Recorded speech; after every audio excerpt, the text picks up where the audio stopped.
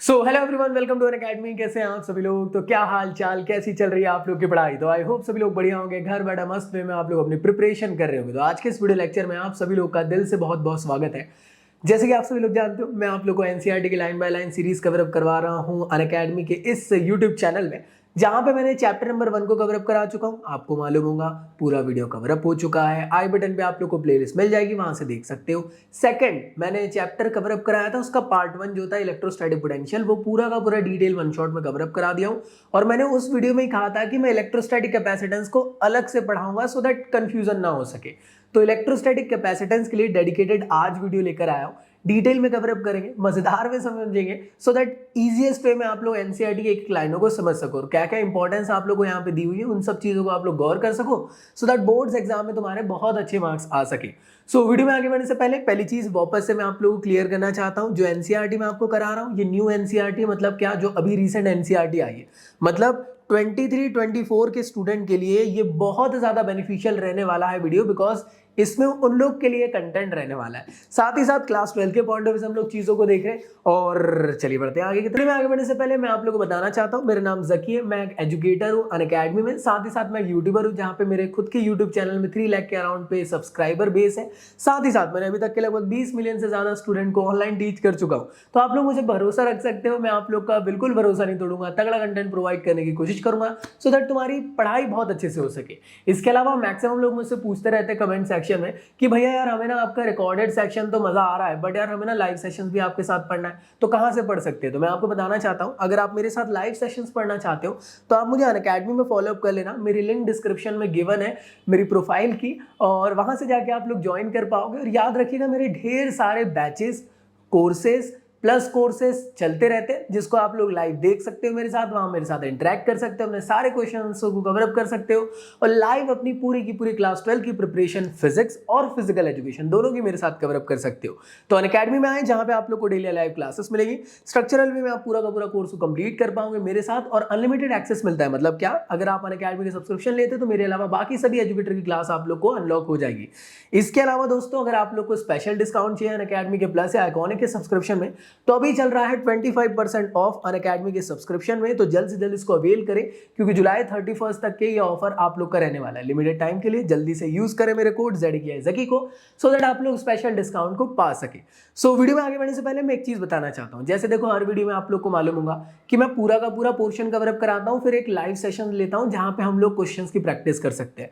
तो आज हम लोग इलेक्ट्रोस्टैटिक कैपेसिटेंस कवर अप करने वाले, तो उसका जो MCQ सेशन है वो मैं लेने वाला हूं 1 अगस्त को 9:30 PM के अराउंड पे। तो आप लोग ज्वाइन कर लेना। जो लोग लाइव कर सकते हैं प्लीज आप लोग लाइव ज्वाइन करने की कोशिश करें, और जो बच्चे यार ऐसे जो ये वीडियो को बाद में देख रहे हैं और उन्हें लग रहा है कि भैया ये सेशन तो मिस हो गया हमारा, तो उनको परेशान होने की जरूरत नहीं है। वो इस सेशन पे क्लिक करके रिकॉर्डेड फॉर्म में इस सेशन को देख पाएंगे। मैंने काफी सारे इंपॉर्टेंट वाले यहाँ पे सारे MCQs करवाया हूं, तो लिंक डिस्क्रिप्शन में गिवन है। मेरा कोड यूज करें ZKI, और आप लोग फ्रीली एनरोल कर पाओगे। पे वे नहीं करना है, फ्री क्लास है, टेंशन ना ले।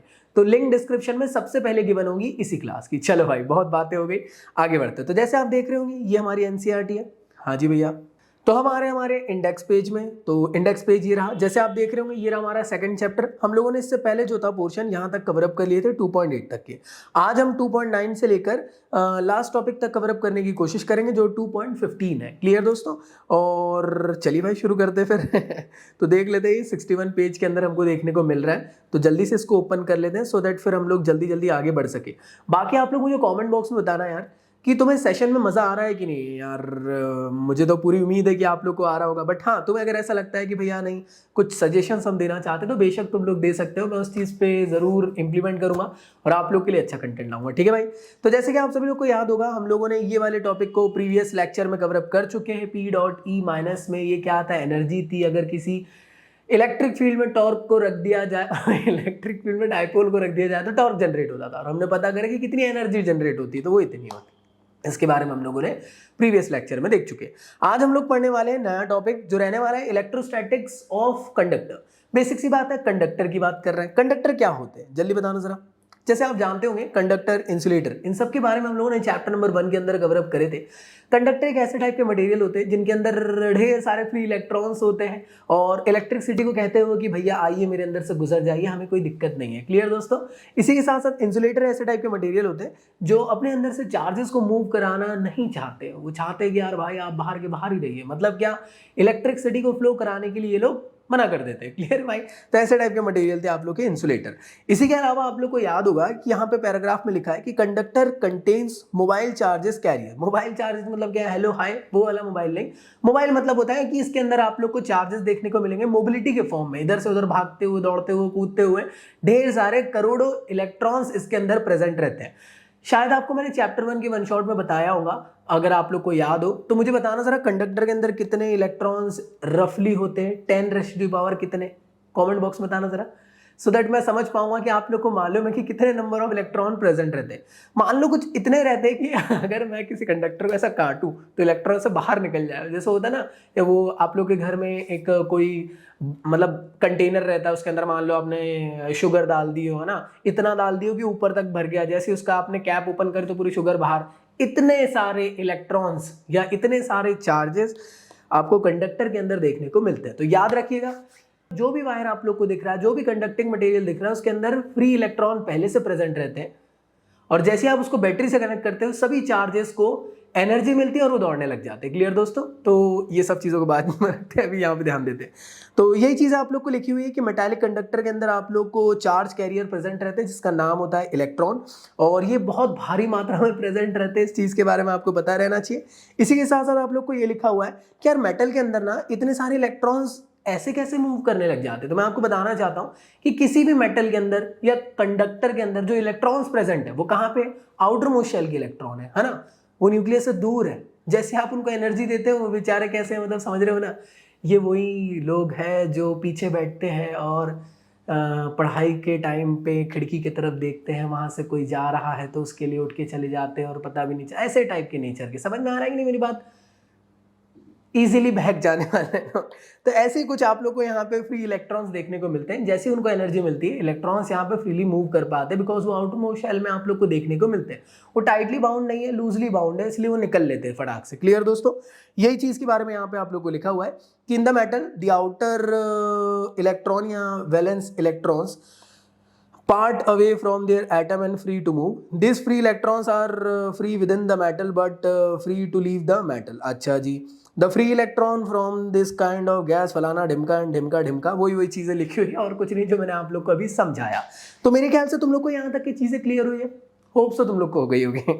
चलो भाई, तो यहाँ तक क्लियर है मेरे ख्याल से। और इसके अलावा आप लोग को अगर अगले पैराग्राफ में देखा जाए तो ऐसा कुछ तगड़ा नहीं है कि जो आपके काम आ सके। तो हाँ, कुछ इंपॉर्टेंट रिजल्ट आप लोग को यहाँ पे लिखे हुए जो इलेक्ट्रोस्टैटिक इन कंडक्टर के बारे में। जो सबसे पहला लिखा हुआ है वो है कि कंडक्टर के अंदर इलेक्ट्रिक फील्ड की वैल्यू आप लोग को 0 देखने को मिलती है। अच्छा ओके, क्या होता है इसके अंदर, तो चलिए जानते हैं।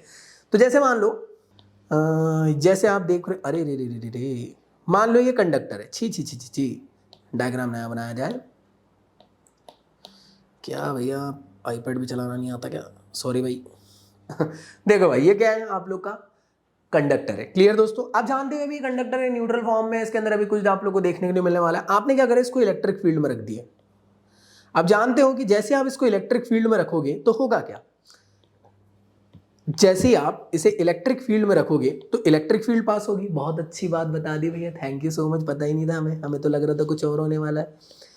अब एक चीज समझने की कोशिश करना है, मेन इलेक्ट्रिक फील्ड आपको इस तरफ जाते हुए देखने को मिल रही है। मैं कह सकता हूं सिंपल वे में कुछ इस तरीके से कि जो इलेक्ट्रिक फील्ड है इससे इस तरीके से पास आउट हुई। होता क्या है कि कंडक्टर के अंदर पोलराइजेशन आप लोग को देखने को मिलता है। मतलब क्या, जो उसके अंदर आप लोग को चार्जेस देखने को मिलेंगे या जो मटेरियल है उसके अंदर जो चार्जेस आप लोग को देखने को मिलेंगे वो कुछ इस तरीके से पोलराइज्ड हो जाएंगे, इधर नेगेटिव इधर पॉजिटिव। क्लियर दोस्तों? तो मुझे एक बात बताओ, क्या इसके अंदर एक नेट इलेक्ट्रिक फील्ड और बन गई, या मैं कह सकता हूं इंड्यूस्ड इलेक्ट्रिक फील्ड बन गई? आप बोलोगे हाँ जी भैया हाँ जी। ये जो इंड्यूस्ड इलेक्ट्रिक फील्ड है एकदम इलेक्ट्रिक फील्ड के बराबर है जो आप लोगों ने अप्लाइड इलेक्ट्रिक फील्ड लगाया। तो अप्लाइड इलेक्ट्रिक फील्ड इतनी थी, ठीक है। अगर मैं सुपरपोजिशन निकालूं नेट इलेक्ट्रिक फील्ड का तो कितना निकलेगा, जो इलेक्ट्रिक फील्ड लगाए प्लस जो इंड्यूस्ड इलेक्ट्रिक फील्ड है। लेकिन जो इंड्यूस्ड इलेक्ट्रिक फील्ड है क्या वो अपोजिट इन डायरेक्शन है? हाँ जी। तो मुझे एक बात बताइए, ये दोनों इलेक्ट्रिक फील्ड बराबर है, पहली चीज याद रखना, ई और इंड्यूस्ड इलेक्ट्रिक फील्ड जो है एक दूसरे के बराबर, ये चीज याद रखना, बस डायरेक्शन में अपोजिट है, इस वजह से क्या होगा, नेट इलेक्ट्रिक फील्ड जीरो हो जाएगा। तो यही चीज आप लोग को यहाँ पे देखने को मिलने वाला है कि कंडक्टर के अंदर इलेक्ट्रोस्टैटिक फील्ड जो है आप लोग को जीरो देखने को मिलती है। तो कंडक्टर कंसीडर कर लो कंडक्टर को या न्यूट्रल चार्जेस वगैरह को, there may be an external electric field, the static, वही चीजें लिखी हुई है, जो काम की चीज है उसको देख लेते। As long as the electric field is not zero, the free charges carrier would experience a force and drift. In the static situation, the free charges has so distributed themselves that electric field is zero everywhere inside the conductor. Clear दोस्तों? तो ये चीज के बारे में clear हुआ आप लोग को। इसी के अलावा आप लोग को पता होगा कि जब हम लोगों ने चैप्टर नंबर फर्स्ट पढ़े थे तो वहां पे हमने गॉस लॉ के एप्लीकेशन देखे थे। वहां पे गॉस लॉ भैया हमें ये कह रहा था कि वहां पे याद होगा ना आप लोग को, गॉस लॉ की एक स्फीयर वाली एप्लीकेशन थी कि जैसे आप लोग इलेक्ट्रिसिटी पास आउट मतलब इलेक्ट्रिक फील्ड पास आउट कराओगे कंडक्टर से तो सारे चार्जेस कहाँ पे आ जाते थे, सारे के सारे चार्जेस आ जाते थे उसके सरफेस पे। और जब चार्जेस सरफेस पे आ जाते थे तो अंदर कितनी इलेक्ट्रिक फील्ड रह जाती थी, जीरो इलेक्ट्रिक फील्ड। बस यहाँ पे भी आपको वैसे ही देखने को मिल रहा है और कुछ नहीं है। तो वही चीज लिखी हुई है कि कंडक्टर के अंदर आप लोग को इलेक्ट्रोस्टैटिक फील्ड की वैल्यू जीरो देखने को मिलती है। अगला पॉइंट क्या लिखा हुआ है, अगला पॉइंट ये लिखा हुआ है कि यार at the surface of the charge conductor the electrostatic field must be normal to the surface of every point. मतलब क्या भैया, ये सरफेस है कंडक्टर का, इलेक्ट्रिक फील्ड कहाँ देखने को मिलेगी, normal to the surface at every point. कोई इसमें दिक्कत मेरे ख्याल से नहीं होना चाहिए। मान लो अगर थोड़ा बहुत आगे पीछे रहा तो फिर हो सकता है कंपोनेंट बन जाए यहाँ पे नॉन जीरो कंपोनेंट वाले केस के लिए। चलो भाई आगे बात करते हैं। इसी के साथ साथ अगर हम बात करें, देखो कंपोनेंट बन जाएगा तो चार्जेस दौड़ने लग जाएंगे, फिर इलेक्ट्रिसिटी आ जाएगा। हम इलेक्ट्रोस्टैटिक की कंडीशन की बात कर रहे हैं इसलिए हम लोग, लेकिन हम लोग जो बात कर रहे हैं वो स्टैटिक सिचुएशन की बात कर रहे हैं। यहाँ पे आप लोगों को नॉर्मल में देखने को मिलेगी, यहाँ पे लिखा भी हुआ है electric field at the surface of the charge conductor must be normal to the surface at every point. Clear दोस्त? कोई दिक्कत परेशानी आबरू रूबरू कुछ भी नहीं? चलो भाई बहुत बढ़िया। इसके बाद अगली बात करते हैं, the interior of the conductor have can have no excess charge in the static situation. समझ में आया कुछ? The interior of the conductor can have no excess charge in the static situation. इसका मतलब क्या, पढ़ लो भाई। When the conductor is charged, the excess charge can reside only on the surface of, वही याद है कि नहीं? अब भी मैंने समझाया, ये कंडक्टर है, जैसे आपने इलेक्ट्रिसिटी पास कराए तो जो चार्जेस है वो सरफेस पे आ गए, तो अंदर कोई एक्सेसिव चार्जेस आपको देखने को मिलेंगे ही नहीं, सब के सब बाहर आ जाएंगे। कोई दिक्कत इसमें? मेरे ख्याल से क्लियर है। आगे एक और चीज लिखी हुई है, this mean that there is no net charge at any point inside the conductor and any excess charge must reside at the surface। समझ में आ गया नहीं? तो कुछ स्पेसिफिक पॉइंट्स हैं, इनको याद रखना है। एनसीईआरटी बार बार एक ही चीजों को बता रहा है, बट हाँ याद रखना पड़ेगा। अब क्या करें यार, मैंने तुमको 50 बार बोल चुका हूँ, एनसीईआरटी तुम्हें नोट्स प्रोवाइड नहीं कर रही, एनसीईआरटी तुम्हें समझा रही है जैसे मैं तुम्हें समझा रहा हूँ, है ना। वो बुक है इसलिए वो लिख सकती है, बोल नहीं सकती है ना, बस वही दिक्कत है और कुछ नहीं। अगली चीज यहाँ पे लिखी हुई है कि जो इलेक्ट्रोस्टैटिक पोटेंशियल है एक कैपेसिटर के अंदर, सॉरी कंडक्टर के अंदर आप लोग को कितना देखने को मिलता है, सेम देखने को मिलता है। मतलब क्या स्पेसिफिकली मैं कह सकता हूँ कि जो पोटेंशियल है उसकी वैल्यू कॉन्स्टेंट देखने को मिलती है। मतलब क्या, जो स्पेसिफिकली V की वैल्यू है वो आपको कॉन्स्टेंट देखने को मिलती है। ऐसे कैसे? आपको याद होगा इलेक्ट्रिक फील्ड कंडक्टर के अंदर कितनी है, जीरो है। अगर इलेक्ट्रिक फील्ड जीरो इसका मतलब फोर्स भी जीरो ही होगा, और अगर फोर्स जीरो है तो पोटेंशियल तो लग ही नहीं रहा होगा ना। समझने की कोशिश करो, अगर फोर्स जीरो है तो पोटेंशियल में कोई चेंज देखने को नहीं मिल रहा होगा। एग्री करते हो कि नहीं? जब हमने पोटेंशियल पढ़े थे इसमें याद होगा आप लोग को फोर्स लगा के लाया जा रहा था फलाना ढिमका। अब यहाँ पे याद रखो इलेक्ट्रिक फील्ड जीरो है, कोई फोर्स एक्स्ट्रा लग नहीं रहा है, तो जितना पोटेंशियल है उतना का उतना ही रहेगा। तो यहाँ पे होगा क्या, पोटेंशियल आपको कांस्टेंट देखने को मिलता है और कुछ भी नहीं। देख लो यहाँ पे वही चीज लिखी हुई है कि बेसिक सी बात है ना यार, जब फोर्स ही नहीं रहेगा तो वर्क डन लगेगा ही नहीं, वर्क डन नहीं लगेगा तो पोटेंशियल में चेंज देखने को नहीं मिलेगा, जितना पोटेंशियल था उतना का उतना ही रहेगा। चलिए भाई देख लो यहाँ पे, no work is done in moving a small test charge within the conductor and on its surface. Clear दोस्त? There is no potential difference between any 2 point inside or on the surface of the conductor। भैया कोई दिक्कत? मेरे ख्याल से सभी लोग को यहाँ तक की चीजें क्लियर हो चुकी होंगी। तो मेरे ख्याल से तुम लोग को चीजें समझ में आ रही है ना, ऊपर से तो नहीं जा रहा है। आई होप ना जा रहा हो तो बहुत अच्छी बात है। चलो भाई तो आगे बात करते हैं। तो अब ये जो भी हम लोगों ने स्पेसिफिक वैल्यूज अभी जो समझे, ये काफी इंपॉर्टेंट कैरेक्टरिस्टिक है, सो दैट आप लोग कंडक्टर की इलेक्ट्रोस्टैटिक वाली कंडीशंस को समझ सकते हो। क्लियर दोस्तों? समझ में आया कि नहीं? अब देखो यहाँ पे आपने देखे ना कि E की वैल्यू जीरो थी, मतलब जो आपने ऑब्जर्व करे यहाँ पे inside the conductor electric field zero थी, हाँ या ना। जब करंट इलेक्ट्रिसिटी पढ़ोगे अगला वाला चैप्टर, तो वो जीरो नहीं रहेगा। कैसे नहीं रहेगा, क्या नहीं रहेगा, वहां पे देखेंगे, क्यों? क्योंकि चार्जेस मूव करने लग जाएंगे ना, हाँ ना, अभी देखेंगे वहां पे, आप लोग को समझाऊंगा मैं, ठीक है, नेक्स्ट चैप्टर में। चलो भाई, तो आई होप तुम लोग को यहाँ तक ये चीजें क्लियर है। इसके बाद एक आपको एक और नया टॉपिक एड ऑन करके दे दिया है कि इलेक्ट्रिक फील्ड आप लोग को बताना है एक चार्ज कंडक्टर की सरफेस पे कितनी होती है। इसके लिए आपको कोई अलग से डेरिवेशन नहीं करना है, कुछ आप लोग को परेशान नहीं होना है। इसके लिए आप लोग को गॉस लॉ की एप्लीकेशन खोलना है, सेकंड वाली, याद है, सरफेस वाली। सरफेस में चार्जेस डिस्ट्रीब्यूटेड थे, वो एक प्लेट थी, हाँ है ना, कंडक्टिंग प्लेट थी, उस पर आपने चार्जेस को डिस्ट्रीब्यूट कर दिए थे, कितनी इलेक्ट्रिक फील्ड निकल के आई थी? फील्ड निकल के आई थी sigma upon epsilon not times, हाँ है ना। आई होप क्लियर है, 2 टाइम्स थी वो, लेकिन यहाँ पे आप लोग को मान लो 2 चार्ज प्लेट है, मान लो एक ये प्लेट है, एक ये प्लेट है, मान लो ये पॉजिटिव प्लेट है, ये नेगेटिव प्लेट है। इसकी जो वैल्यू होगी ई की वो E1 होगी, इसकी E2 होगी, दोनों को ऐड ऑन कर दो, कितना हो जाएगा? Sigma upon 2 epsilon not plus sigma upon 2 epsilon not, और 2 times of sigma upon 2 epsilon not, value कितनी बचेगी? Sigma upon epsilon not. तो इससे हमें पता चला कि यार स्पेसिफिकली कुछ इस तरीके से आप लोग को यहाँ पे इलेक्ट्रिक फील्ड देखने को मिल रही है। इसमें एक चीज आप याद रखना कि अगर सिग्मा की वैल्यू, सिग्मा क्या था? Surface charge density. अगर सिग्मा की वैल्यू, ध्यान से ऑब्जर्व करना, अगर सिग्मा की वैल्यू 0 से बड़ी है, इसका मतलब इलेक्ट्रिक फील्ड जो है नॉर्मल टू, मतलब इलेक्ट्रिक फील्ड जो है सरफेस से बाहर की तरफ है, ऐसा, ठीक है ना। और अगर सिग्मा की वैल्यू 0 से कम आ रही है, इसका मतलब कि जो फील्ड है वो टूवर्ड दी सरफेस है। क्लियर दोस्त? इसका मतलब क्या हुआ कि जो चार्ज रहेंगे वो पक्का नेगेटिव रहेंगे, इसलिए इलेक्ट्रिक फील्ड अंदर की तरफ देखने को मिल रही है। क्लियर दोस्तों? और सरफेस चार्ज डेंसिटी की वैल्यू बड़ी है, इस वजह से बाहर की तरफ, सीधी सिंपल बात है, कोई भी चार्ज के बाहर की तरफ इलेक्ट्रिक फील्ड मतलब पॉजिटिव, और किसी भी चार्ज के अंदर की तरफ इलेक्ट्रिक फील्ड मतलब नेगेटिव। तो मेरे ख्याल से तुम लोग को यहाँ तक की चीजें क्लियर है। तो इसका आप लोग को ऐसा हवा नहीं बनाना है कि कोई बहुत बड़ा अतरंगी सा टॉपिक लेकर आके आ गया, ऐसा कुछ भी नहीं है भाई, हलवा सा पोर्शन है और कुछ नहीं। अगला जो टॉपिक इसको देखते हैं। नेक्स्ट जो टॉपिक आप लोगों को देखने को मिल रहा है, इसका नाम है इलेक्ट्रोस्टैटिक शील्डिंग। शील्ड यानी क्या होता है भैया? शील्ड तो भैया हमने एवेंजर्स में देखे हैं, हाँ हाँ ठीक है, वो मतलब ठीक है भाई, ठीक है, समझ गया मैं आपकी बात। और कहाँ कहाँ शील्ड देखे हो आप लोगों ने? हैरी पॉटर की मूवी देखे होंगे, उसमें आपने देखे होंगे कि वो लोग आखिरी वाले पार्ट में पूरे के पूरे ऑक्सफोर्ड के आसपास में एक शील्ड बना देते हैं, सो दैट जो बाहर से क्या बोलते थे, क्या मगलू पता नहीं क्या था, जो भी था, वो वर्ल्ड मोड की जो आर्मी थी वो कुछ भी मार रही थी, अंदर कुछ अफेक्ट ही नहीं हो रहा था। क्यों?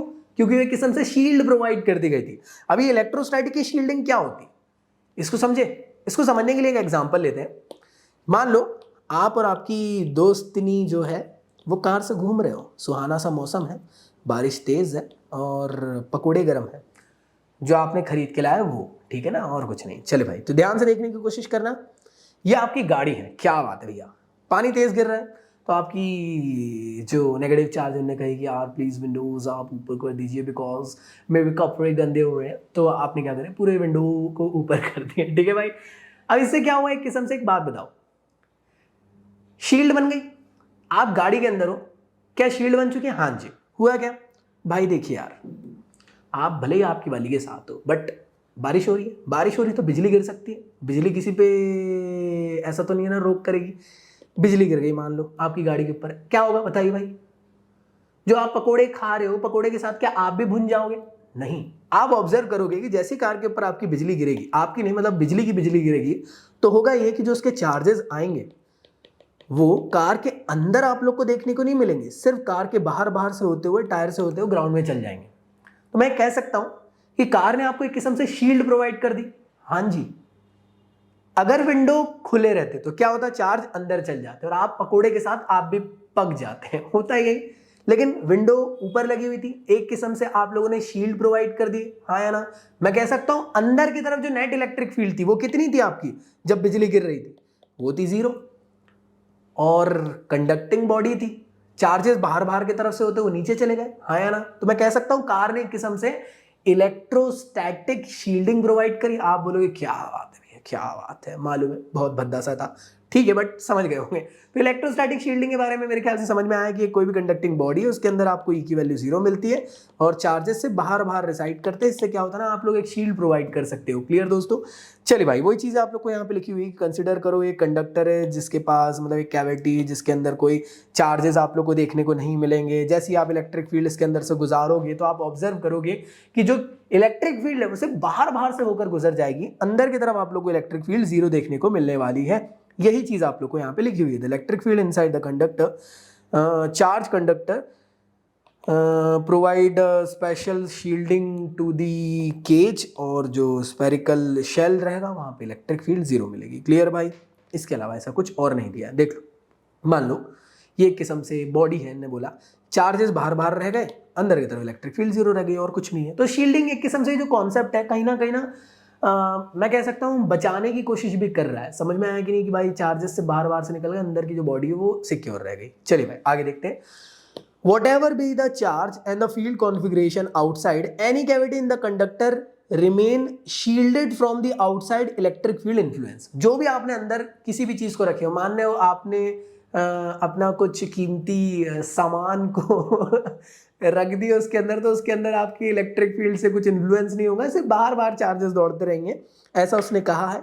The field inside the cavity is always zero, this is known as electrostatic shielding. आगे लिखा हुआ है the effect can be made using of in protecting sensitive instrument from outside electric influence. समझ में आया कि नहीं? तो मैं कह सकता हूं कि कुछ ऐसे सेंसिटिव इंस्ट्रूमेंट रहते हैं जिनको हमको इलेक्ट्रिक फील्ड से बचाना रहता है। क्लियर दोस्त? और वो लग रहे हैं वहां पे, यूज हो रहे हैं, तो उस टाइम पे ना हम लोग इलेक्ट्रोस्टैटिक शील्डिंग प्रोवाइड कर देते हैं, जिससे कि वो डैमेज भी ना हो और उनका काम भी हो सके। क्लियर दोस्तों? चलो, तो मेरे ख्याल से यहां तक क्लियर है। अगर आप चाहो तो ऐसा एक डायग्राम बनाकर भी समझा सकते हो, इसमें कोई हर्ज नहीं है। क्लियर भाई लोग? आगे बात करते हैं।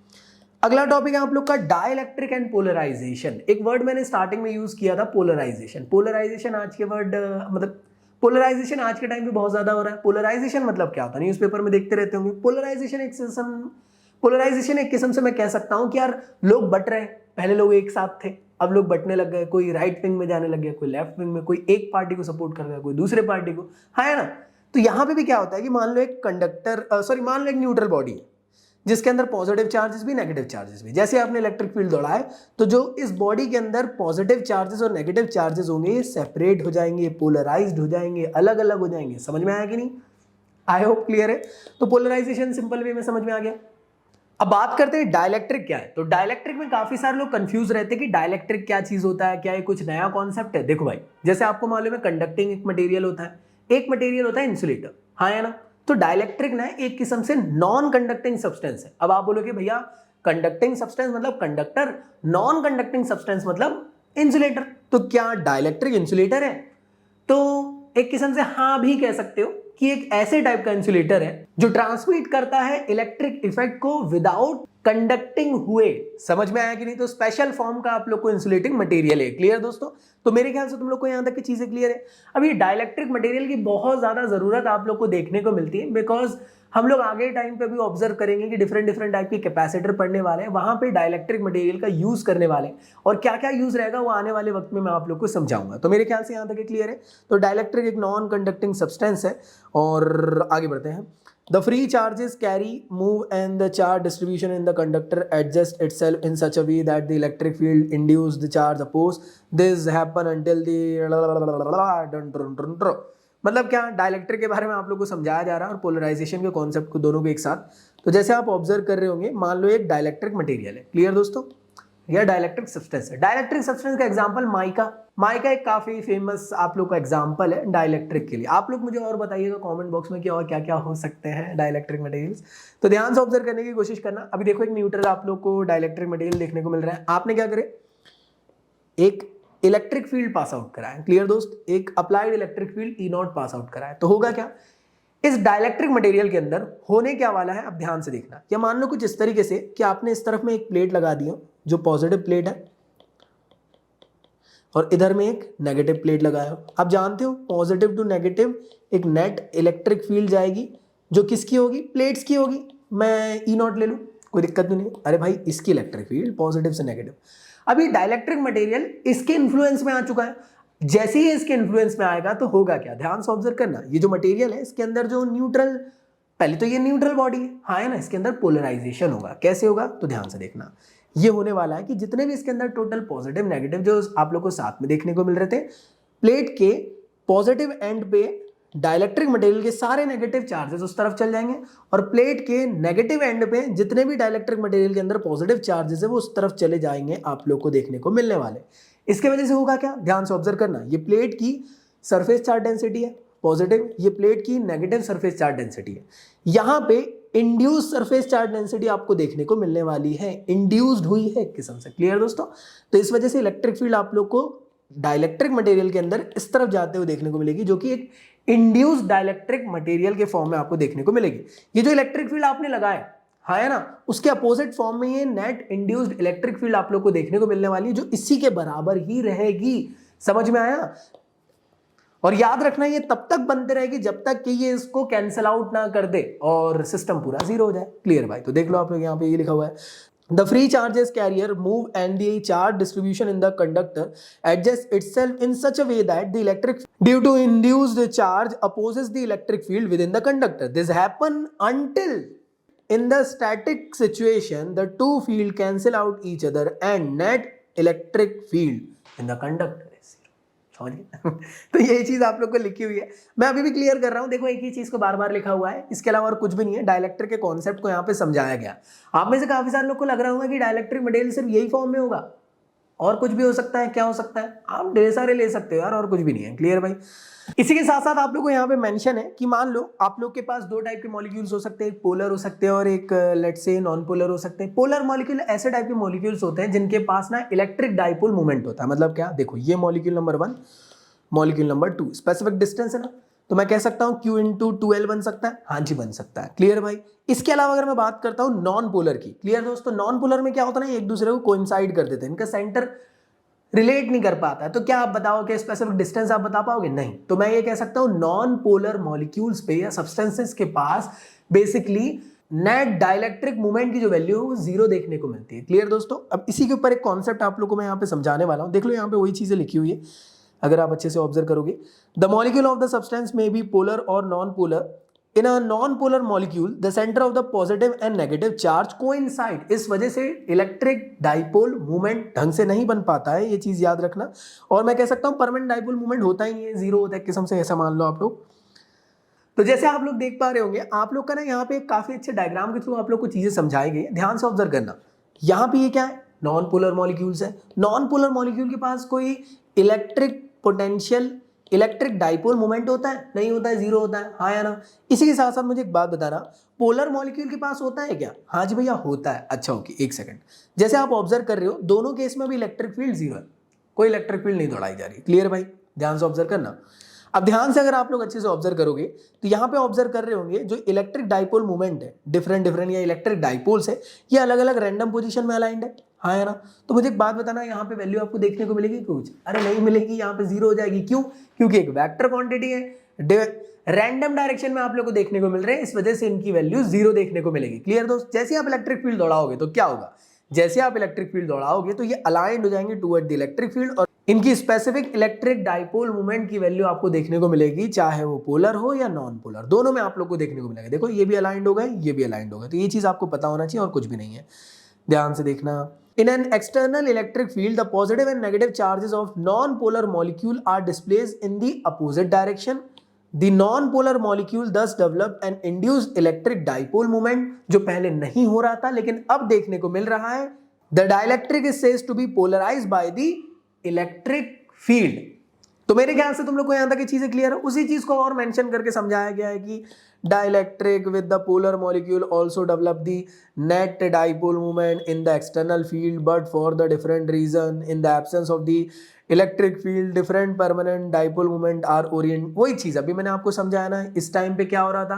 देखो, इनके पास इलेक्ट्रिक डाइपोल मूवमेंट की वैल्यू है, बट हाँ रैंडम पोजीशन में होने की वजह से कैंसिल आउट कर दे रहे। लेकिन जैसे ही इलेक्ट्रिक फील्ड दौड़ी तो ये अलाइंड हो गई एक तरफ, तो यहाँ पे आप लोग को एक स्पेसिफिक वैल्यू दिखने लग गई इलेक्ट्रिक डाइपोल मूवमेंट की। यहाँ पे आप लोग को स्पेसिफिकली थी क्या? नहीं थी। लेकिन जैसे आपने दौड़ाए तो ये अलाइंड हो गए, इस वजह से आप लोग को यहाँ पे वैल्यू देखने को मिल गई। तो ये कंफ्यूजन हो जाता है, कई बार एग्जामिनर पूछ लेता है कि इलेक्ट्रिक फील्ड नहीं दौड़ रही है और रैंडम पोजीशन में इलेक्ट्रिक डाइपोल मूवमेंट, ये इलेक्ट्रिक डाइपोल्स रखे हुए हैं, और बताइए कि डाइपोल मूवमेंट की वैल्यू मिलेगी क्या? तो आप बोलोगे नहीं मिलेगी, जैसे आप इलेक्ट्रिक फील्ड दौड़ाओगे तब मिल जाएगी।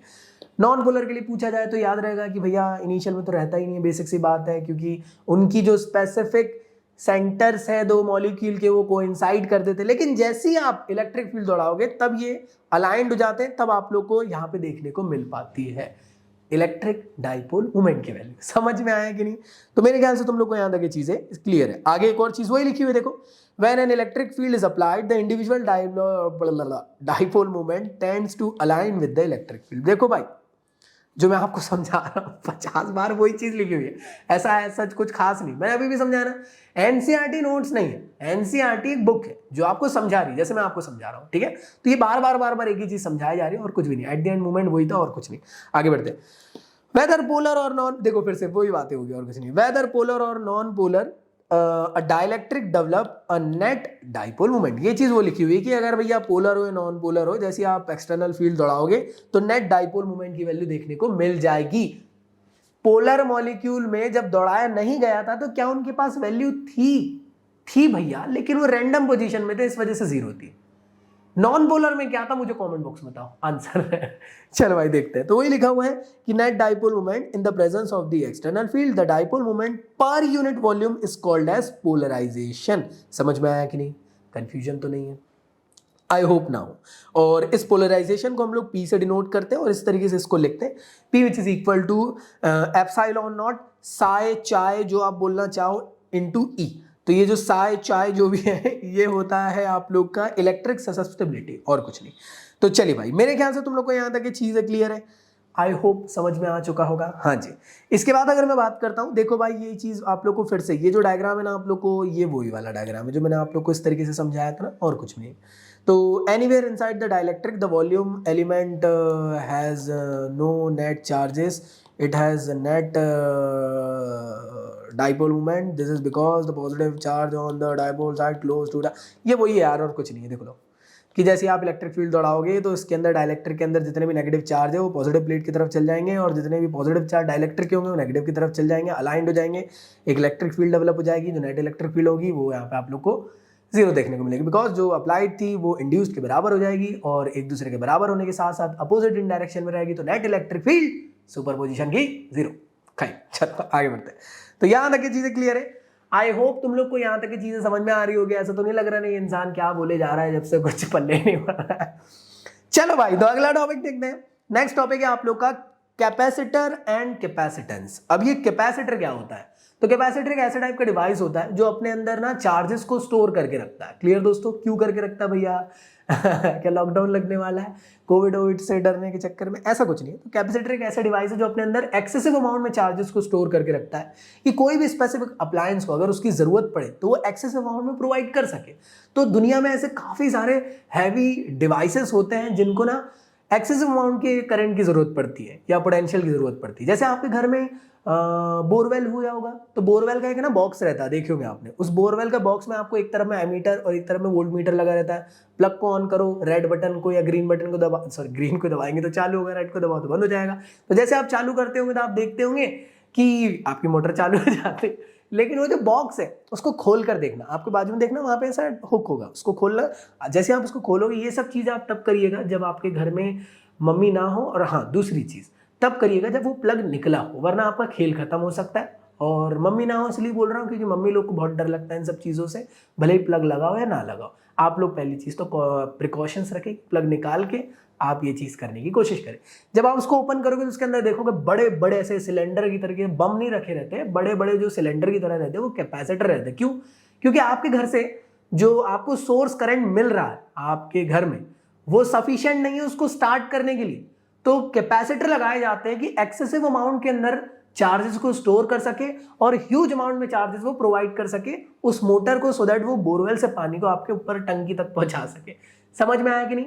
तो ये करता क्या है, एक्सेसिव अमाउंट में चार्जेस को अपने अंदर स्टोर करता है सो दैट ज्यादा से ज्यादा करंट प्रोवाइड कर सके। समझ में आया कि नहीं दोस्त? आई होप क्लियर है। मान लो ये कैपेसिटर है, क्लियर दोस्त? तो यहां से इसने क्या करा, ढेर सारे 5 एम्पेयर 5 एम्पेयर एकदम से अंदर अंदर अंदर अंदर लिया, और मान लो कोई अप्लायंस को 25 एम्पेयर लग रहा है, तो क्या करेगा वो? देखो ध्यान से देखना, यहां से करंट कैसे आ रहा है, 5 5 5 5 5 5, उधर से 25 25 25, उधर से 5 5 5 5 5 25, मतलब क्या कर रहा हूं, ढेर सारे चार्जेस को अंदर लिए जा रहा है, और एक समझ रहे हो ना कि बहुत अच्छे तरीके से वहां पे चार्जेस को प्रोवाइड कर पा रहा है सो दैट अप्लायंस चालू हो सके। तो कैपेसिटर बहुत इंपॉर्टेंट डिवाइस है, एक ऐसा डिवाइस जो अपने अंदर चार्जेस को स्टोर कर पाता है या एनर्जी को स्टोर कर पाता है in the form of electric field. Clear दोस्तों? आई होप यहां तक क्लियर है, इलेक्ट्रिकल एनर्जी।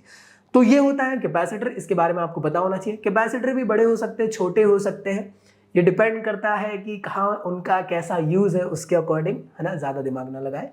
तो ये चीज याद रखना बहुत ज्यादा इंपॉर्टेंट है। क्लियर है भाई?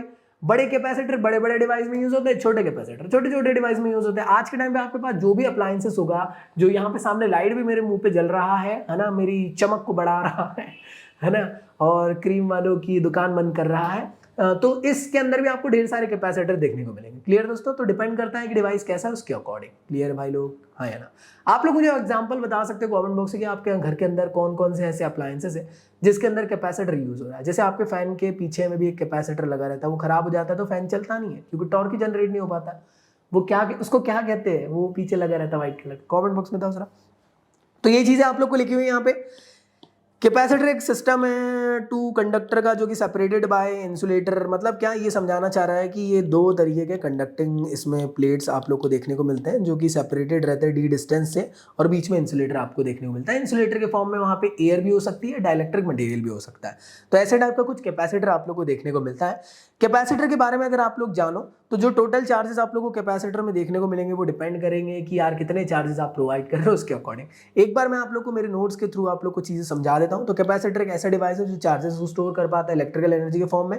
ढेर सारे ऐसे इलेक्ट्रिकल अप्लायंसेस है जिनको हाई वोल्टेज की जरूरत पड़ती है सिर्फ स्टार्ट होने के लिए, लाइक फैन, मोटर, रेफ्रिजरेटर। तो ये सब चीजें चालू कराने के लिए कैपेसिटर का यूज बहुत ज्यादा इंपॉर्टेंट है। क्लियर दोस्तों? कैपेसिटर के साथ साथ आप अच्छे से ऑब्जर्व कर रहे होंगे कि वो गया तेल लेने, पहले लाइन पढ़ते क्या लिखा है। The electric field in the region between the conductor is proportional to the charge Q, that is if the charge on the capacitor. मतलब वही चीज कह रहा है कि जितना ज्यादा आप चार्ज प्रोवाइड करोगे उतना ज्यादा कैपेसिटर के अंदर पोटेंशियल आपको ज्यादा डेवलप होते हुए देखने को मिलने वाला है। इसका मतलब कि क्यू जो है वो प्रोपोर्शनल है वी के। हाँ है ना? और देखो प्रोपोर्शनल है मतलब प्रोपोर्शनैलिटी हटाने में कुछ ना कुछ तो आएगा। तो जब आप प्रोपोर्शनैलिटी हटाओगे तो यहाँ पे कांस्टेंट आता है जिसे कहते हैं सी। सी वो नहीं है जो आप सोच रहे हो, सी है कैपेसिटेंस। अब आप बोलोगे भैया what do you mean by capacitance, यार ये कैपेसिटेंस क्या चीज है, थोड़ा इसके बारे में इलैबोरेट करें। देखो कैपेसिटेंस का मतलब अगर मैं बताऊं तो ये होता है it is the ability of a system to store the electrical energy और द चार्जेस। मतलब क्या कि यार बड़ा चार्ज है, सॉरी बड़ा कैपेसिटर है तो उसकी कितनी एबिलिटी है कि कितने चार्जेस को अपने अंदर स्टोर कर सकता है। समझने की कोशिश करो। तो बड़े कैपेसिटर के पास ज्यादा चार्जेस स्टोर करने की क्षमता है, छोटे कैपेसिटर के पास कम होती है। तो मैं ये कह सकता हूं कि कैपेसिटेंस क्या है, एक किस्म से मैं कह सकता हूं कि वो बता रहा है कि यार कितनी इसके अंदर, मतलब वही चीज है ना, गोली तारक मेहता का, हाँ है ना, वो पूरे समोसे खा सकता है आप जितने लाओगे, उसके पास एबिलिटी है to digest all the samosa. Clear भाई? एज कंपेयर टू आप अपने कंपैरिजन दो खाओगे, हाँ है ना। तो बेसिकली कैपेसिटेंस क्या है, एक किस्म से बताता है कि कितने ज्यादा चार्जेस एक कैपेसिटर अपने अंदर स्टोर कर सकता है। उसके थ्रू में पता चल जाता है कि वो कैपेसिटर बड़ा है या छोटा। समझ में आया कि नहीं? छोटा चार्ज मतलब छोटा कैपेसिटर होगा तो कम चार्जेस को स्टोर कर पाएगा, इसका मतलब उसकी कैपेसिटेंस की वैल्यू या सी की वैल्यू कम होगी। और एक बड़ा कैपेसिटर है तो ज्यादा से ज्यादा चार्जेस को अपने अंदर स्टोर कर पाएगा और उस वजह से उसकी कैपेसिटेंस की वैल्यू ज्यादा देखने को आपको मिलने वाली है। तो मेरे ख्याल से क्लियर है। तो आपने ऑब्जर्व करें Q which is equal to CV हो गया। इसके अलावा मैं ये कह सकता हूं C which is equal to Q by V। यहां से क्या चीज आपको पता चल रही है, यहां से ये चीज पता चल रही है कि अगर कैपेसिटेंस की वैल्यू ज्यादा है इसका मतलब चार्जेस भी ज्यादा होंगे, अगर कैपेसिटेंस की वैल्यू कम है तो चार्जेस भी कम होंगे। इसी के साथ साथ कैपेसिटेंस जो है V पे डिपेंड करता है इनवर्सली प्रोपोर्शनल। मतलब क्या, अगर कैपेसिटेंस ज्यादा देखने को मिल रहा है तो जो V की वैल्यू पोटेंशियल है वो कम होगा, और पोटेंशियल ज्यादा है इसका मतलब कैपेसिटेंस कम होगा। क्लियर दोस्तों? तो ये यहां से रिलेट कर सकते हो, बहुत इंपॉर्टेंट फॉर्मूला है कैपेसिटेंस का। तो ये वही लिखा हुआ है कि V जो है वो प्रोपोर्शनल है Q के and it is the ratio of Q by V, और ये चीज आप लोग को लिखी हुई है। और यहाँ पे जो कांस्टेंट C है इसी को हम लोग कैपेसिटेंस कहते हैं कैपेसिटर का। ये किस किस पे डिपेंड करता है किस पे नहीं करता है आइए जानते हैं। तो कैपेसिटेंस इंडिपेंडेंट होता है चार्ज और उसके पोटेंशियल पे, बट हाँ ये डिपेंड करता है सिर्फ और सिर्फ किस पे, ज्योमेट्रिकल कॉन्फ़िगरेशंस में। मतलब क्या कि कैपेसिटर का साइज क्या है, शेप क्या है, सेपरेशन क्या है, हाँ ना, इस चीज पे। क्लियर दोस्तों? तो ये चीज आप लोग याद रखिएगा। इसके अलावा आपसे एक और चीज पूछी जा सकती है कि यार भैया कैपेसिटेंस की ऐसा यूनिट क्या होती है, तो वो होती है फैरेड, और 1 फैरेड होता है which is equal to 1 coulomb per volt. Clear दोस्तों? और हाँ कैपेसिटर को हम लोग डिनोट करते हैं कुछ इस तरीके से, एक सिंबल है ऐसा करके, ये कैपेसिटर का सिंबल होता है। इसके अलावा एक वेरिएबल कैपेसिटर होता है, उसको हम लोग कुछ इस तरीके से डिनोट करते हैं। क्लियर दोस्तों? वही चीज आप लोग को लिखी हुई है कि सी की वैल्यू ज्यादा रहेगी तो वी की वैल्यू कम रहेगी, और वी की वैल्यू कम रहेगी तो सी की वैल्यू ज्यादा रहेगी, हाँ या ना। तो this mean that the capacitor with the large and capacitance can hold the large amount of charges. वही बेसिक सी बात है कि अगर कैपेसिटेंस की वैल्यू ज्यादा रहेगी तो चार्जेस ज्यादा रहेंगे, लेकिन वी की वैल्यू कम रहेगी। ये चीज आप लोग को लिखी हुई है। इसी के साथ साथ आगे पढ़ोगे तुम लोग अगर, तो in other word the charge of the capacitor leaks away due to the reduction in the insulating power of the intervention medium. Clear दोस्तों, इसको आगे समझाऊंगा मैं ये वाली लाइन को। क्लियर है भाई। अब एक चीज समझने की कोशिश करना, कैपेसिटेंस के बारे में मेरे ख्याल से तुम लोग को चीजें क्लियर हो चुकी है, आई होप हो गई होगी। इसके बाद एक और लाइन लिखी हुई है, the maximum electric field that dielectric medium can withstand without breakdown. अब ये ब्रेकडाउन वाली सिचुएशन क्या है, पहले इसको समझते हैं, फिर डाइलेक्ट्रिक स्ट्रेंथ समझ में आएगा। ध्यान से ऑब्जर्व करना। मान लो ये आप लोग का पैरेलल प्लेट्स है। पैरेलल प्लेट्स मतलब जो पैरेलल है एक दूसरे। यहां पे जो चार्जेस है वो पॉजिटिव है, यहां पे जो चार्जेस है वो नेगेटिव है, और इनके बीच में ना एक स्पेसिफिक सेपरेशन है जो है डी डिस्टेंस का। क्लियर दोस्तों। यहां पे डाइलेक्ट्रिक मटेरियल हो सकता है या फिर एयर हो सकता है, कुछ भी हो सकता है। मान लो एक डाइलेक्ट्रिक मटेरियल है जैसे आप देख रहे होंगे। आपको मैं एक चीज बताना चाहता हूं, पहली चीज तो ये कि डाइलेक्ट्रिक मटेरियल क्यों यूज किया जा रहा था। जैसे देख रहे हो ना ये पैरेलल प्लेट के फॉर्म में, ये कैपेसिटर है, इसे कहते हैं पैरेलल प्लेट कैपेसिटर।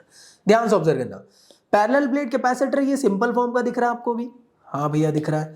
अब इसी को मैं क्या करने वाला हूं, एक और नया फॉर्म बनाने वाला हूं इसका। ध्यान से देखना भाई, एक और नया फॉर्म। क्लियर है भाई। बट इसके बीच में मैं एक डाइलेक्ट्रिक मटेरियल यूज करूंगा।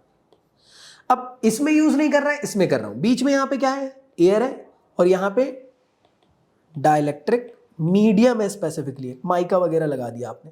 क्यों जरूरत पड़ी कि आखिर ये डाइलेक्ट्रिक मटेरियल यूज करना पड़ रहा है, और क्यों जरूरत पड़ी कि यहाँ पे एयर यूज नहीं कर रहा। मैक्सिमम टाइम आपको ना ये वाला कंडीशन नहीं, ये वाला देखने को मिलेगा।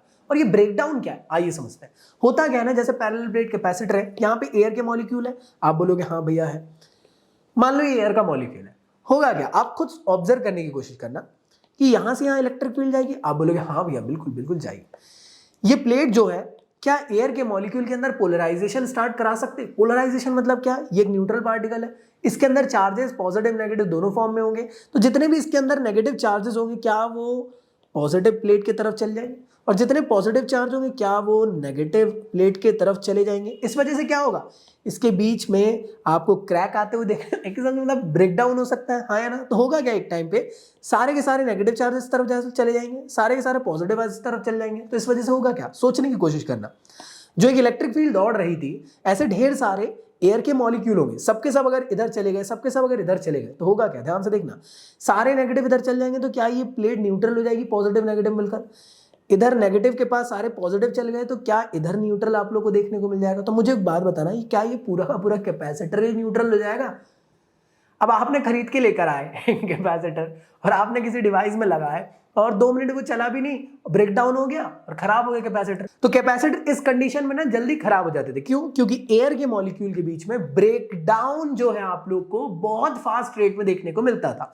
और इस ब्रेकडाउन से बचने के लिए, इस ब्रेकडाउन को स्लो डाउन करने के लिए हमने क्या करें, एक डाइलेक्ट्रिक मटेरियल यूज करें।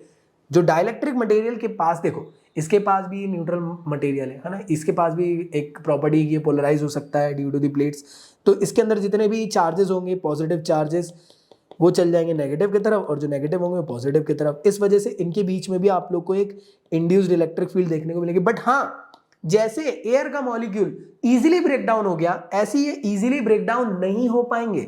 इनकी ब्रेकडाउन लिमिट बहुत हाई रहती है। इस वजह से मैक्सिमम टाइम कैपेसिटर के बीच में हम लोग एक डाइलेक्ट्रिक मटेरियल को यूज करते हैं, सो दैट वो सस्टेन कर सके, कैपेसिटर लंबे टाइम तक चल सके।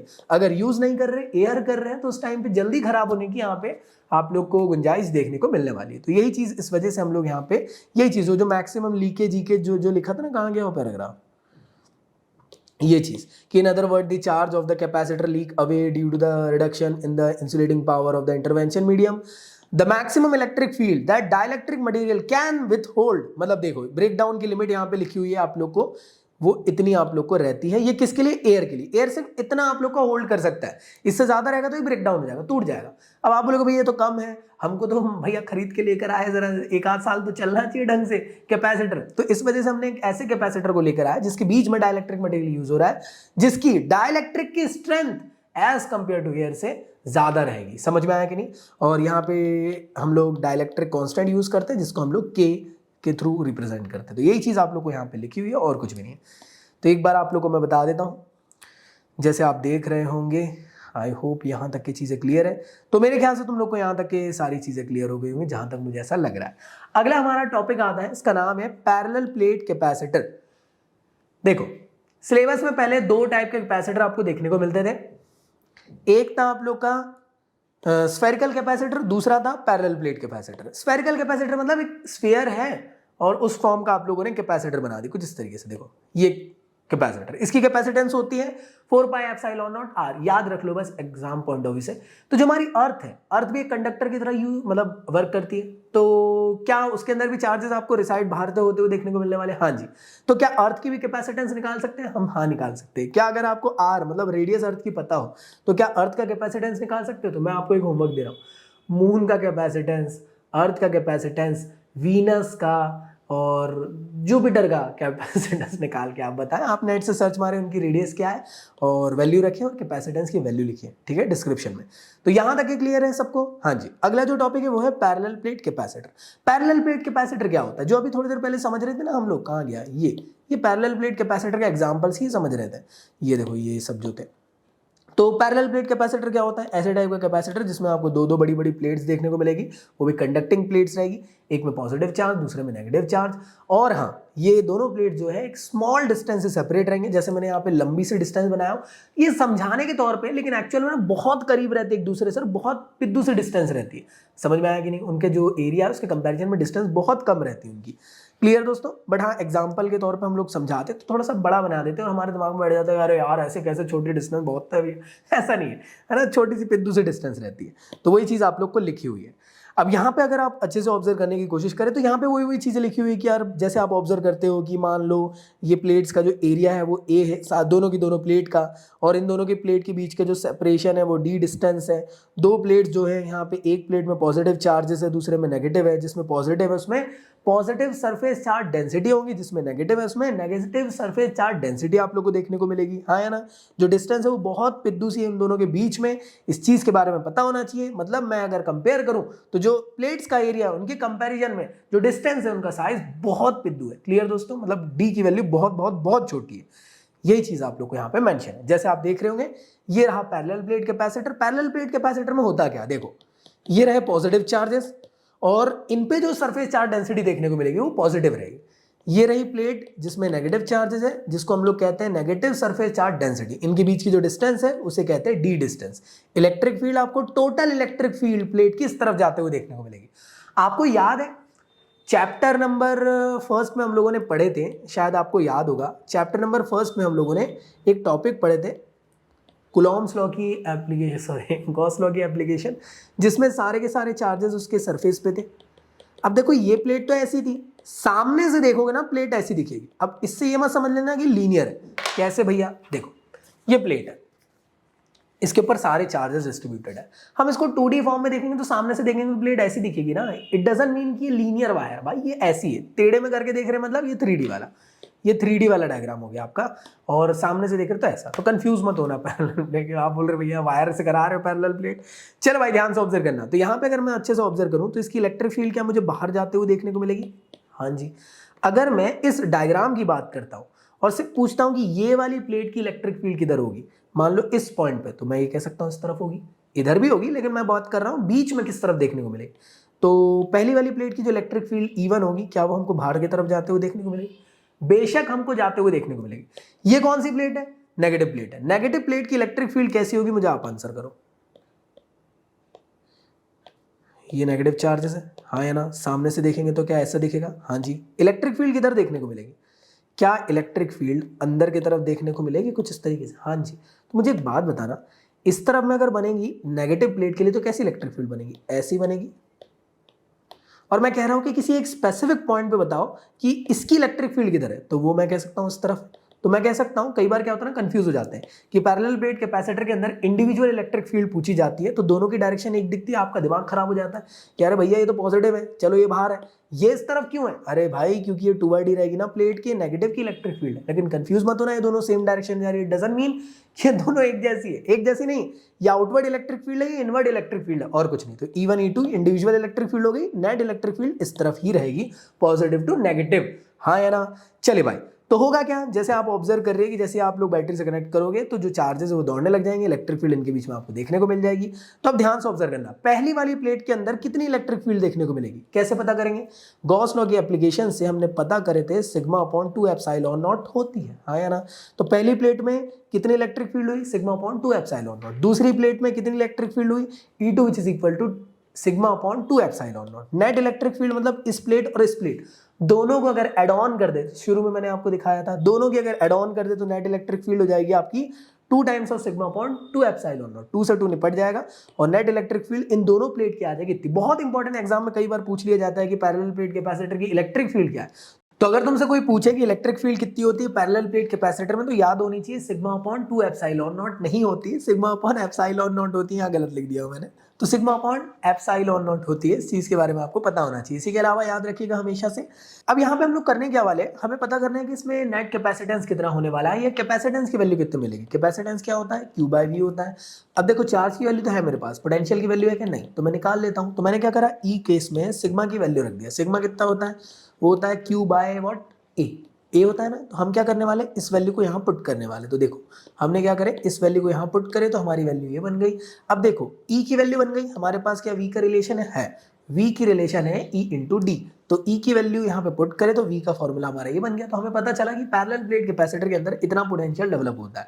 V की वैल्यू मिल गई, हमें पुट करना था C which is equal to Q/V में, V पे पुट करे तो C की वैल्यू बन गई A epsilon not by D, जो है आपका कैपेसिटेंस पैरेलल प्लेट कैपेसिटर का। कई बार एग्जाम में आता है, बनना चाहिए। एनसीईआरटी में भी आप लोग अगर ऑब्जर्व करोगे तो यही चीज आप लोग को यहाँ पे लिखी हुई है, बट हाँ थोड़ा कॉम्प्लेक्स वे में डेरिवेशन है यहाँ पे। अगर इसको डिटेल में आप लोग को समझना है डेरिवेशन, तो आप लोग जकी सौदागर फिजिक्स सर्च कर लेना यूट्यूब पे, आप लोग को मेरे सारे फिजिक्स के कंटेंट मिल जाएंगे, वन शॉट वीडियोस मिल जाएंगे, वहां से आप डेडिकेटेड देख लेना। ये एनसीईआरटी का लाइन बाय लाइन सीरीज है, इसलिए मैं एनसीईआरटी को ज्यादा फोकस कर रहा हूँ। क्लियर दोस्त, जो आप लोग को थोड़ा कॉन्सेप्चुअल नॉलेज गेन करने के लिए रहे। क्लियर भाई। अब डाइलेक्ट्रिक का क्या इफेक्ट होता है कैपेसिटर में, याद रखना डाइलेक्ट्रिक मटेरियल इसलिए यूज किया जा रहा है सो दैट ब्रेकडाउन जो है वो जल्दी ना हो सके। पैरेलल प्लेट कैपेसिटर के बीच में अगर एयर यूज करेंगे तो एयर मॉलिक्यूल जल्दी ब्रेक डाउन हो जाएंगे और कैपेसिटर न्यूट्रल हो जाएगा, खराब हो जाएगा, हमारे कुछ काम का नहीं रहेगा। उसके बीच में अगर डाइलेक्ट्रिक यूज करते हैं तो उसका जो ब्रेकडाउन लिमिट है वो बहुत हाई रहता है, बहुत मुश्किल से वो टूटने वाला है। क्लियर दोस्तों, तो तब तक के हमारा काम हो जाएगा। इसलिए याद रखिएगा डाइलेक्ट्रिक मटेरियल इसलिए यूज किया जाता है और कुछ नहीं। तो कैपेसिटेंस की वैल्यू बताओ, डाइलेक्ट्रिक मटेरियल यूज करने से बढ़ रही है घट रही है, कमेंट बॉक्स में जरा आप आंसर करना। इसी के साथ ना आपको एक इंडिविजुअल डेरिवेशन यहाँ पे दिया हुआ है, इसमें ये कहा गया है कि अगर मान लो पैरेलल प्लेट कैपेसिटर उसके बीच में डाइलेक्ट्रिक मटेरियल यूज किया गया तो उसकी वजह से आपको कितना कैपेसिटेंस मिलेगा उसको पता करके दिखाइए। तो देखो ये रही आपकी पैरेलल प्लेट, हाँ जी भैया ये रही आप लोग की। तो प्लेट की वजह से इलेक्ट्रिक फील्ड लेट से E नॉट हो गई। डाइलेक्ट्रिक मटेरियल यूज करें तो डाइलेक्ट्रिक मटेरियल जैसे आप यूज करोगे प्लेट के बीच में तो इनके अंदर पोलराइजेशन होगा, इसके अंदर जितने भी न्यूट्रल चार्जेस है वो सबके सब सेपरेट हो जाएंगे, इस तरह पॉजिटिव इधर नेगेटिव आप लोग को देखने को मिलेगा। Positive to negative electric field एक इंड्यूस फॉर्म की आपको देखने को मिलेगी। तो E naught minus EI net electric field पूरे सिस्टम की हो जाएगी। एग्री करते हो? तो पूरे सिस्टम की E नॉट माइनस EI आपकी नेट इलेक्ट्रिक फील्ड हो जाएगी। कोई पूछता है कि प्लेट्स की इलेक्ट्रिक फील्ड कितनी है, तो दोनों प्लेट्स की इलेक्ट्रिक फील्ड दोनों मिला के कितनी होती थी, सिग्मा अपॉन एप्सिलॉन नॉट। देख लो भाई। अगर कोई पूछता है कि इंड्यूस्ड इलेक्ट्रिक फील्ड कितनी होगी यहाँ पे, तो पॉजिटिव नेगेटिव दोनों की मिला के कितनी हो जाएगी, sigma I upon epsilon not. Sigma I specially induce किया गया है, यूज किया गया है इंड्यूस सरफेस चार्ज डेंसिटी के लिए। क्लियर? तो बाकी दोनों का फॉर्मूला सेम रहेगा। कोई पूछता है कि नेट इलेक्ट्रिक फील्ड कितनी है, तो ये काफी कंफ्यूजिंग टॉपिक है, इसको समझाता हूँ, ध्यान से ऑब्जर्व करना भाई, ध्यान से ऑब्जर्व करना भाई। जैसे आप देख रहे होंगे मैंने यहाँ पे एक डायग्राम बनाया हूँ, हाँ है ना, एक और डायग्राम बनाया हूँ, हाँ है ना, एक और डायग्राम बनाया हूँ। इसके बीच में आप लोग देख रहे होंगे यहाँ पे मैंने पूरी एंटायर स्पेस में डाइलेक्ट्रिक मटेरियल यूज किया हूँ, यहाँ पे मैंने सिर्फ छोटे से पोर्शन में डाइलेक्ट्रिक मटेरियल यूज किया हूँ। अगर तुमसे कोई पूछता है कि बताइए जब डाइलेक्ट्रिक मटेरियल यूज नहीं कर रहे तो इलेक्ट्रिक फील्ड कितनी, तो आप कहोगे भैया जो इलेक्ट्रिक फील्ड होगी सिंपल E नॉट होगी या E होगी, है ना, जो इलेक्ट्रिक फील्ड होती है वही होगी और कुछ, है ना, दोनों प्लेट्स के बीच की। अब अगर कोई पूछता है कि इसके बीच में नेट इलेक्ट्रिक फील्ड कितनी है जब डाइलेक्ट्रिक मटेरियल यूज हो रहा है। तो हमेशा याद रखना जितने पोर्शन में डाइलेक्ट्रिक यूज हो रहा है उतने पोर्शन में E naught by K electric field होगी, ना कि simple electric field. E naught by K क्या है, के क्या है, डाइलेक्ट्रिक कांस्टेंट है। क्लियर दोस्तों, तो जब डाइलेक्ट्रिक मटेरियल यूज होगा तो उस टाइम पे इतनी ही होती है। अब एक दूसरा एग्जांपल लेते हैं, लेट्स से इतने पोर्शन में तो डाइलेक्ट्रिक मटेरियल नहीं है, तो यहाँ पे इलेक्ट्रिक फील्ड कितनी होगी लेट्स से, तो वो होगी भैया ई नॉट। समझ में आया? कोई पूछता है कि डाइलेक्ट्रिक मटेरियल वाले पोर्शन में तो ई नॉट बाय के, कोई पूछता है डाइलेक्ट्रिक मटेरियल जहां नहीं है वहां पे, मतलब स्पेस आपका एयर है, e naught. Dielectric material e naught by k है, जहां पे नहीं है वहां पे ई नॉट। इस तरीके से याद रहेगा, ये चीज एग्जाम में काफी बार आती है। अब यहाँ पे अगर अच्छे से ऑब्जर्व करोगे ये डायग्राम में, तो देखो नेट इलेक्ट्रिक फील्ड कितनी होगी, वो होगी ई नॉट बाय के। क्लियर दोस्तों, तो आपने ई नॉट बाय के की वैल्यू यहाँ पुट कर दी, ई नॉट की वैल्यू यहाँ पुट कर दी और ई आई की वैल्यू यहाँ पुट कर दी। सारी वैल्यूज पुट करने के बाद अगर आप अच्छे से ऑब्जर्व करोगे तो काटा पीटी करने के बाद आपका इंड्यूस सरफेस चार्ज डेंसिटी का फॉर्मूला निकल जाएगा। बहुत इंपॉर्टेंट है, सिग्मा ब्रैकेट के अंदर 1 - 1/k, बहुत इंपॉर्टेंट फॉर्मूला होता है। इसके बाद देखो जब डाइलेक्ट्रिक यूज नहीं कर रहे थे तो पोटेंशियल हुआ ई इंटू डी, जब डाइलेक्ट्रिक यूज कर रहे हैं तो उस टाइम पे ई नॉट की जगह हम क्या यूज करेंगे, ई बाय के, तो वो फॉर्मूला बन गया आपका। इन दोनों को डिवाइड करें तो एक नया फॉर्म पता चल गया कि भैया ई नॉट बाय के होता है डाइलेक्ट्रिक के लिए इलेक्ट्रिक फील्ड, और वी नॉट बाय के होता है डाइलेक्ट्रिक के लिए पोटेंशियल। क्लियर भाई?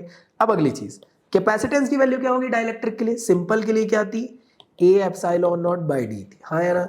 डाइलेक्ट्रिक के लिए कितनी जाएगी, K epsilon naught A by D, मतलब के का इंटू जाएगा और कुछ भी नहीं। इस तरीके से इसका डेरिवेशन आपको मेरे वन शॉट में मिल जाएगा, जबकि सौदागर फिजिक्स सर्च मार लेना आप लोग, ठीक है भाई? तो यहां तक क्लियर हो चुका है? हाँ जी। तो जैसे आप देख रहे होंगे यही चीज आपकी यहाँ डिराइव है, थोड़ा डायरेक्ट यहाँ पे दिया हुआ इसलिए कंफ्यूज हो सकते हैं, इसलिए मैंने सोचा आपको अलग से समझा देता हूँ। अगली चीज देख रहे होंगे तुम लोग, कॉम्बिनेशन पैरेलल वाला आपको दिया हुआ है, मतलब कैपेसिटर को कंबाइन वे में कर दिया जाए तो कैसा होगा। दो तरीके से हम कंबाइन कर सकते हैं, या तो सीरीज के फॉर्म में या तो पैरेलल के फॉर्म में। अगर हम देखें कि सीरीज के फॉर्म में कैसे यहाँ पे कॉम्बिनेशन आपको देखने को मिलता है, तो सीरीज मतलब क्या होता है मैं पहले आपको समझा देता हूँ, और पैरेलल मतलब क्या होता है पहले देख लो। सीरीज का मतलब कुछ इस तरीके से, मान लो कि कैपेसिटर एक के बाजू एक के बाजू एक के बाजू एक के बाजू एक लगे हुए हैं इस तरीके से, है ना। ये है series C1 C2 C3। Clear भाई? अगली चीज पैरेलल की अगर बात करी जाए तो पैरेलल में एक के पीछे एक, और ये तीनों कैपेसिटर एक दूसरे से कनेक्टेड है ऐसे। तो यहाँ पे जो कैपेसिटर दिख रहा है आपके C1 C2 C3, ये पैरेलल फॉर्म है, ये सीरीज फॉर्म है और ये पैरेलल फॉर्म है। पैरेलल और सीरीज में एक चीज हमेशा याद रखना, सीरीज वाले केस में चार्जेस सेम होते हैं और पोटेंशियल जो है ये डिफरेंट होता है, और पैरेलल में इसका अपोजिट, चार्जेस यहाँ पे डिफरेंट होते हैं और जो पोटेंशियल है वो सेम होता है। क्लियर दोस्तों? ये चीज याद रखोगे, डेरिवेशन इजीली सॉल्व हो जाएगा, बहुत इजी डेरिवेशंस इसके। तो चलिए इसको समझ लेते हैं। जैसे देख रहे होंगे ये सीरीज में, सीरीज कॉम्बिनेशन पैरेलल कॉम्बिनेशन ऐसे भी समझ सकते हो कि आप अपनी क्लास की असेंबली में खड़े हुए हो, आपकी जो क्लास है वो एक लाइन में खड़ी है, तो आप, आपके पीछे आपका दोस्त, फिर पूरी क्लास जो खड़ी है वो पैरेलल में। आप 12th में हो और आप 10th में देख रहे हो तो वो सीरीज हो गया। समझ में आके आगे बढ़ते, ज्यादा जज्बाती हो रहा हूं मैं। सीरीज कॉम्बिनेशन में याद रखना बैटरी से एक ही वायर आया और वही वायर सारे कैपेसिटर से जा रहा है। जब वायर डिस्ट्रीब्यूट होंगे तब चार्जेस डिस्ट्रीब्यूट होंगे, करंट डिस्ट्रीब्यूट होगा, लेकिन यहाँ पे डिस्ट्रीब्यूट हो रहा है कि नहीं, इस वजह से सारे कैपेसिटर में आपको इक्वल चार्जेस जाते हुए देखने को मिल रहा है, मतलब सेम चार्जेस। इस वजह से Q की वैल्यू सेम है, पोटेंशियल की वैल्यू डिफरेंट हो गई। क्लियर दोस्त? तो जो चीज डिफरेंट है वहां से डेरिवेशन चालू होता है। कौन डिफरेंट है? पोटेंशियल। तो उनका नेट वैल्यू निकाली V1 + V2 + V3, V की वैल्यू पुट कर दी, क्या आएंगी V की value, Q which is equal to CV होता है, और V which is equal to Q by C, sorry. तो ये देखो सारी वैल्यू रख दी, Q को हटा दिए, फॉर्मूला निकल के आ गए। क्या यही था? चेक कर लो। हाँ भैया।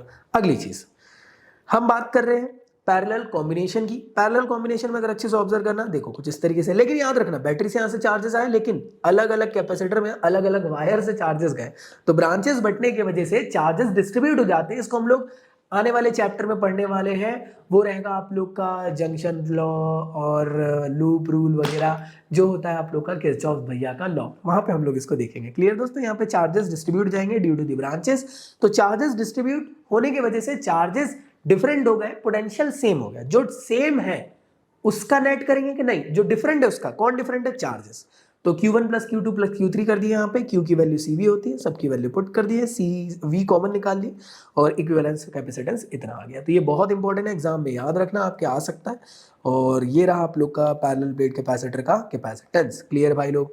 अगला टॉपिक है आप लोग का एनर्जी कितनी स्टोर हो सकती है कैपेसिटर के अंदर, तो याद रखिएगा ये डेरिवेशन बिल्कुल नहीं आने वाला है, कोई नहीं पूछने वाला है कैसे होने वाली क्या नहीं होने वाली, आपको सिर्फ फॉर्मूले याद रखना है 3। इसका एक पूरा डेडिकेटेड डेरिवेशन है इस तरीके से, क्लियर दोस्त, इस तरीके से पूरा डेरिवेशन।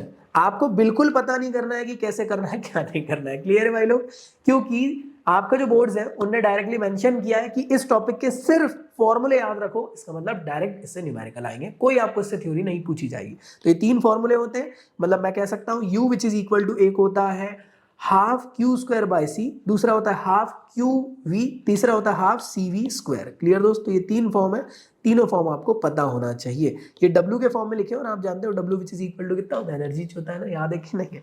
हाँ जी, तो ये चीज वही आप लोग को लिखी हुई है और यहाँ से होता हमारा चैप्टर समाप्त। कैसा लगा वीडियो मुझे कमेंट बॉक्स में जरूर बताना है। इसी के साथ साथ दोस्तों वीडियो अच्छा लगा तो लाइक जरूर करें और मुझे अनअकैडमी में जरूर फॉलोअप करें, और तुम्हारे भैया तुम्हारे लिए हमेशा यूट्यूब पे बने हुए हैं, तो जकी सौदागर फिजिक्स सर्च मारते रहे, आप लोग को मेरा सारा कंटेंट इस चैनल का मिलता रहेगा। बिकॉज फिजिकल एजुकेशन में मैं पढ़ाता हूँ तो कंफ्यूजन हो जाता है, अगर डायरेक्टली जकी सौदागर सर्च मारोगे तो मेरा फिजिक्स वाला कंटेंट नहीं दिखेगा, हो सकता है फिजिकल आ जाए, कंफ्यूजन हो, इसलिए मैंने आपको बता दिया। इसके अलावा भाई आप लोग के लिए सेशन लाया हूं तो इसको एनरोल कर लेना, डिस्क्रिप्शन में लिंक गिवन है, पूरे के पूरे एमसीक्यू क्वेश्चंस करवा दूंगा, तगड़े वाले जो बोर्ड्स में आप लोग के लिए आ सकते हैं। फ्री सेशन है, एनरोल कोड मांगे तो ZAKI जकी कोड यूज कर लेना। कल के दिन मतलब सॉरी कल के दिन नहीं, 1 अगस्त को होने वाला है 9:30 बजे, 2 दिन बाद आज से। और अगर आप अगस्त मतलब आपकी डेट आ गई है करीब तो आप लोग एनरोल मार लेना। अगर आप इसको बाद में वीडियो देख रहे हो तो लिंक डिस्क्रिप्शन में गिवन है, उसी पे क्लिक मारना, रिकॉर्डेड फॉर्म में मेरी क्लास ओपन हो जाएगी, उसको 2x की स्पीड में बढ़ा के पूरे क्वेश्चंस को कवर अप कर लेना तो हो जाएंगे, वरना नहीं हो पाएंगे, ये तो आप भी जानते हो। तो चलिए भाई एंड करते हैं आज के इस वीडियो लेक्चर को। होप सो आप लोग को ये वीडियो अच्छा लगा और होप सो ये आप लोग के लिए ज्यादा बेनिफिशियल रहा हो। लेकर आऊंगा नया चैप्टर, आप मुझे बताइएगा कब आपको चाहिए चैप्टर नया, सो दैट हम लोग कवर अप कर सके। और अगर आपको मेरे साथ लाइव पढ़ना है तो अनअकैडमी में ज्वाइन कर लेना, अभी 25% ऑफ चल रहा है 31 तारीख तक के, तो भाई इसको यूज करें बाय यूजिंग माय कोड, और आप मेरे साथ क्लास 12 की प्रिपरेशन तगड़ी वाली कर सकते हो। और मेरी गारंटी भाई आपको मजा नहीं आया तो फिर बोलना, ठीक है भाई। तो चलिए एंड करते हैं आज के इस वीडियो को, मिलता हूं नेक्स्ट वीडियो में, जब तक के लिए टाटा।